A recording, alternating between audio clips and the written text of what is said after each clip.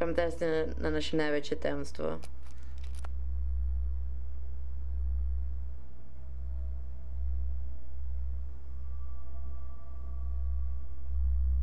To, že mi trebalo veľmi dlho prísť na niektoré veci.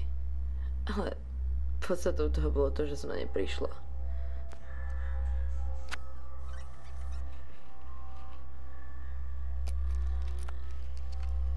Chýbaš mi. Čo si nič nepovedal?